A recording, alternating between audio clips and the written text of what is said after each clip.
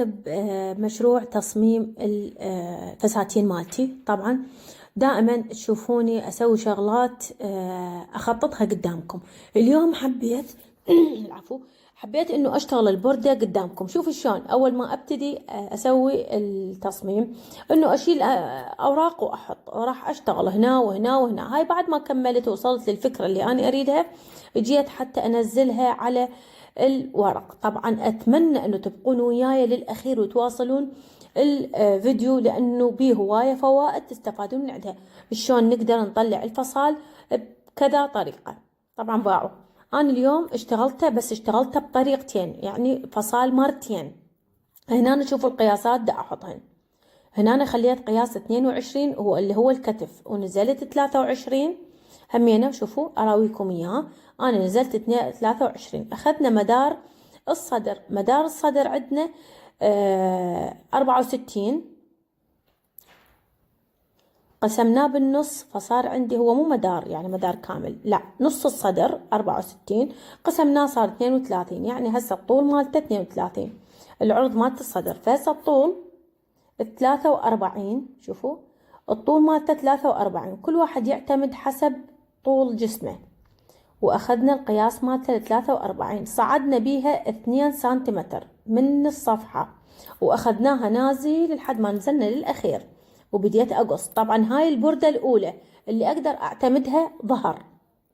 بنفس الوقت انا راح اشتغل من عندها الصدر الاساس. شوفوا هاي التدخيله لازم تسوين هاي الدخله للصدر بس اذا تشتغلينها صدر، اذا تشتغلينها ظهر ما تشتغلين هذا المداخل، لانه هذه دائما الصدر اقصف من الظهر. فاحنا ناخذ هاي الدخله حتى يطلع عندنا الظهر الصدر مرتب، قاعده الكتف مالته ويصير شكله حلو. هسه ناخذ الحفره مالت الدلعه مالتنا او الحفره مالت الصدر، اخذناها 8 سنتيمتر ونزلنا بها 14 سنتيمتر، وناخذها يعني قصة عادية. لحد هسه ما بدينا بالفصال ولا بدينا بالتصميم مالتنا. لحد هسه احنا ما سوينا، بس مجرد هي خطوة بسيطة شلون نرسم الفصال. تعالوا خل اشوفكم شلون راح نبتدي بتصميم الكسرات اللي انا اريدهن. هنا أنا راح اخذ بين مسافة ومسافة، بين قصة وقصة 2 سنتيمتر او 3 سنتيمتر. راح اخذ 3 سنتيمتر وراح اقص تقريبا انزل بيها 10 سنتيمتر. انا قصيت هذه الاربع قصات، الاربع قصات هذن اريدهن تصير عندي كسرات. شلون اقدر اسوي هذه الكسرات؟ لازم اشتغل مثل ما تشوفون، وراح انزله قدامكم على البردة حتى اسوي بردة، لانه هيجي هاي معناها ما راح استفاد منها شيء. لازم اخذ هذه البردة بقياسات حتى تجيني مضبوطة وما بيها اي عواج، مثل ما راح تشوفونها هسه قدامكم، بحيث من تجون تخيطون وانتم قلوبكم باردة. انا ما حكيت هذا الشيء الا بعد ما لبسته وشفت اللبسة مالته مضبوطة لحتى نزلت لكم اياه. هنا أنا بديت اخذ ديكور او بديت اخذ الديزاين مالتي. شوفوا شلون هنا أنا اخذه بالفيته بالبداية، بين كل فتحة وفتحة اخلي 3 سنتيمتر، ولازم احط نقطة حتى اقدر اجيبهن مضبوط. بما انه انا ما يمي دنابيس ولا يمي تيب، المفروض اتيبهن او اخلي دنابيس حتى اقدر اضبط. بس مع ذلك حاولت قدر المستطاع ان اوصل لكم الفكرة باسهل طريقة. شوفوا هسه بين فتحة وفتحة انا اخذ 3 سنتيمتر بقد قياس القصة اللي قصيناها، وهاي هنا اخر قصة، وانطيت نهاية الكتف. شفتوا شلون اجا؟ بقيت نفسي لازمتهن لحد الاخير، واخذت الحفرة شلون انطتني هذا الشكل، وبعدين نزلت على تحت الابط واخذت قياس 43 او العفو 32 اللي اني مشيت عليه. ضبطنا الطول فاجا مضبوط، الطول من الكتف لحد الطول لحد الخصر كله اجا مضبوط. خلاص لهنا صارت قصتنا مضبوطة. اذا احنا ايش راح نسوي؟ صارت عندنا البردة مالت الصدر مضبوطة ومثل ما اني ردت او مثل ما انا حاولت انه اوصل لكم اياها للاخير. بس ابقوا وياي وان شاء الله راح تصلون للفصال وراح تشوفون ايش قد هو حلو وطلع مرتب وفصال تركي. يعني شو اقول لكم، فصال ولا اروع من عنده. يعني الفستان مالته هسه موجود على الانستغرام، انا حاملت عليه قالوا لي ب65,000. القماش مالته كريب بس سادة. اللي أنا حطيته القماش ما أعرف شنو اسمه والله أعتذر، بس هو تقريبا مقارب للكريب. قماش ثقيل وحلو، تقدر تشتغلي بالكشمير. اي عادي تقدرين تشتغلينه بالكشمير. هنا حتى نسوي القصات او الكسرات لازم احط شنو، احط اشارة انه هذه الكسرة هنا وكسرة هنا وكسرة هنا. فلازم شو اسوي، احط تثليمات صغيرة حتى من اجي اقصقص القماش يصير عندي. شوفوا هذا شكله. تعالوا هسه نبتدي اول شي بالتنورة. ناخذ قياس التنورة، الطول مالتها. اخذ قياس الطول مالتي اني 112 ويا الكفة. التنورة مالتي الطول مالتها 112 ويا الكفة، يعني تروح تقريبا كفة 5 سنتيمتر. وبديت اقص كل وحدة تقيس التنورة مالتها. هي عندش تنورة تلبسيها ما عندش بكيفش، يعني انت اخذيها لنفسك. شوفوا شلون هسه هذه هيك قصيتها فد شي بسيط. وبعدين اخذ عرض مالت القماش، العرض اللي اني اريده. شوفوا همينه 32 او 33 بكيفكم. انا عن نفسي هذا قياسي اني 32، خليت العرض مالته 32. هسه راح نبتدي ناخذ قصة الصدر اللي احنا سويناها على البردة. راح تقولون شنو هاي الحفرة قدامكم، الحرف اللام، هذه حفرة الابط يعني مالت الردن. وهذا الكتف، هذه شد هاي الحفرة مالت الصدر. وهسه هذه الابط او حفرة الردن، وهذا تحت الابط. وها هي خلص شوفوها. يعني اوضح لكم اياها حتى بالكلام انا انطيتها زيادة اكثر من اللي انا سويته، لانه انا اريد احط لاستيك. وهنا هاي الثلمات اللي قلت لكم لازم اسويهن حتى اسحب وحدة على وحدة ونقدر نشتغل الكسرات مالتنا ويكون الكسرات متساوية ومتناسقة. هيك راح يصير.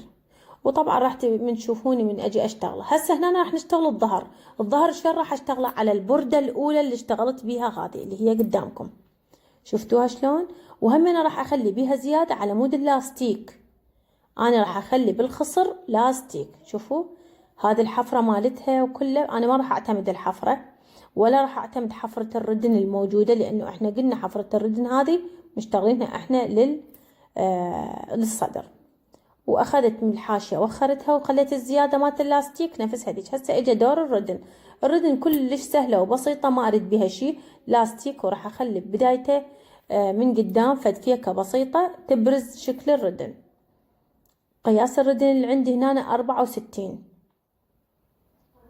انا احب الردن بيها طول، لان دائما من اجي اشتغل تصير عند الردن باعوا. هسه هناش قصيت اخذت قياس الردن شويه، بعدين اجيت زدت لها 4 اصابع على مود تصير عندي هاي شغله الكسرات. شوفوا شلون طيتها مسافه اطول من المعتاد، زدت اطول من الردن الحقيقيه 4 سنتيمترات. ليش؟ على مود يصير عندي كسرات بيها من فوق ويصير الكتف واقف. هسه هنا اجينا حتى نشتغل الصدر. اول ما نبتدي بالوسط. الوسط شلون راح ابينه؟ باعوا حطيت الوسطة مالت. هو اول شي اشتغل الكسرات. ضبطت الكسرات عندي، منا خليت 4 ومنا خليت 4. هسه شوفوا هاي هنا 4، راح اشتغل ال4 الثانيات. احسب من اول وحدة وابتدي. الاول اللي سويتها فقس، وبعدين اجيت اشتغلت الثانيات اتجاها للداخل. شوفوا مثل هاي مثل. هسه هذني هنا اللي راح اسويه، لازم اسوي الكسرات قبل ما اشتغل، لازم اكويهن. فراح اخذ الوسطة مالتهن اطبقها حتى تبين عندي انه هذه الوسط. ما اريد اكبسها كلش قوي، اريد بس ينطي اشارة. شوفوا بس ينطي اشارة انه هذا الوسط، حتى من اجي انزل الكسرات تجي الكسرات مضبوطة وتجي متساوية، مو هاي ازيد من هاي وتجي بالشكل باللبس مالتهن يصير متراول. وراح اكبس. الكوي احنا نقول الكوي نص الخياطة، خاصة اذا كان القماش مو كشمير.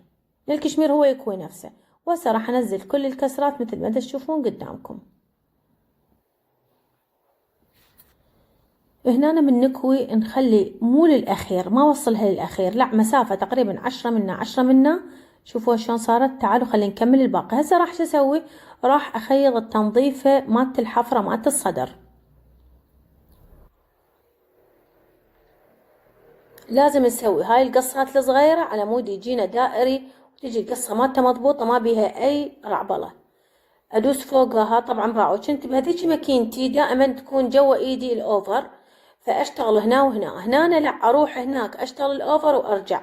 يعني اول شيء انا كنت رايدة اصعد الماكينة، وبعدين من شفت اليوم شلون احتجت لها بطلت انه اني ما اصعدها. شوفوا شلون انا خيطت الصدر والظهر ورتبتهن وربطت الاكتاف، وبعدين اجيت ارتب الحفرة مالت الظهر. طبعا هاي شغلات بسيطة كلكم اللي تحبوا تخيطون تعرفوها. فانا ايش سويت هسه؟ كفة صغيرة كفيت الردن، وجيت نزلت عليها هذا الدانتيل مثل ما تشوفون، وراح انزل الثانية. راح اخذ شبر او اقل الشبر من اللاستيك، وراح اثبته. ولاستيك بسيط يتثبت، شغلته كلش بسيطة. نخلي مسافة صبعين، صبع للقماش وصبع للدانتيل، ونشتغل نسحب ونشتغل اللاستيك. فشي بسيط.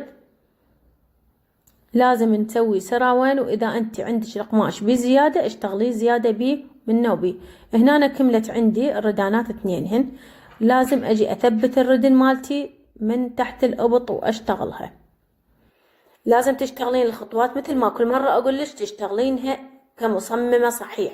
انت تصممين الفصال وبعدين تجين تثبتين شلون راح تشتغلين الخطوات، وتكون عندك خطوات مدروسة، انه انت راح تبدين بالصدر، تبدين بالظهر، بعدين تبدين بالردن، بعدين تربطين تحت الابط، بعدين تثبتين التنورة. يعني انا كلهن رتبتهن قبل ما جيت اشتغل. وشوفوا هاي اللي قلت لكم اياها قصدتها قاعدة الكتف. وهنا أنا راح اخذ قياس اللاستيك، راح اخذه 41 سنتيمتر. طبعا هو يطلع بيه زيادة، بس احنا نخلي الزيادة هاي حتى نقدر نسحب ونكون مو موقفين الحد الاخير، يعني شلون نقول بالطارف او مخلينها راسها بعب، لا. فشوفوا هنا أنا ثبتت اللاستيك، اخذت قياسه بعدني ما ثبتت اللاستيك. ها؟ بس افتهموا راسها بعب شنو؟ يعني براسه بعب، يعني شو تقولين؟ اي بس مو الكل يفتهمها، يعني جاي من الطرف للطرف، مو ما خلين اي زياده بيها هيجي. هسه بدي اثبت الردانات. داليا قاطعتني. ثبتت الردن الاولى، وهسه اجيت اثبت الردن الثانيه واربطها لحد الابط، ما اربطها للكل. ونبدي هنا نثبت التنوره. التنوره من نثبتها احنا منطين زياده اللاستيك بالتنوره، ومنطين زياده بالفصال مالت الصدر. اني خاله زياده بعرض التنوره على مود اسوي كسرات، لانه اني جسمي سمين، فلازم اخلي كسرات بالتنوره مالتها. ما اريد التنوره تصير عندي رفيعه.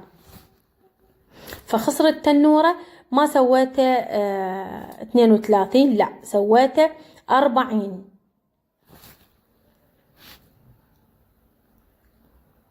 ثبتت اول قسم، والثاني همين ثبته. تعالوا خلينا نثبت هسه اللاستيك. طبقناهن وقلبناهن. شوفوا هذا مو نهائي، بس حتى يكون شغلنا صحيح. ناخذ اللاستيك وهن مطبوقات الصدر والظهر كأنما نكفهن.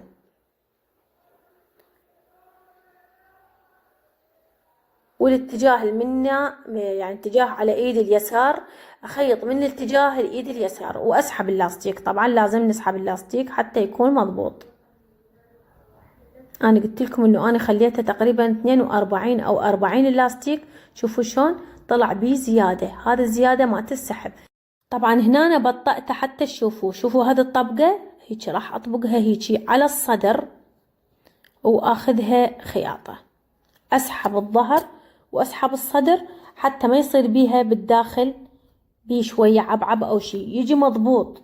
اسحب منه واسحب منه واسحب اللاستيك مالتي. شوفوا وباصابعي كلهن يشتغلن. اللي يسألني شلون تعلمت الخياطة وش وقت تعلمت الخياطة، طبعا تعلمت الخياطة بعمر 13 سنة. أني جديتي أم أبويا وأم أمي اثنينهم خياطات، هم علموني؟ لا مو هم علموني، أنا تعلمت. بس إحنا نقول دائما نقول إنه السيسة تمشي. السيسة شنو يعني ما أعرف شلون أوضح لكم، إحنا نقول سيستنا هيجي إنه إحنا عندنا خياطات.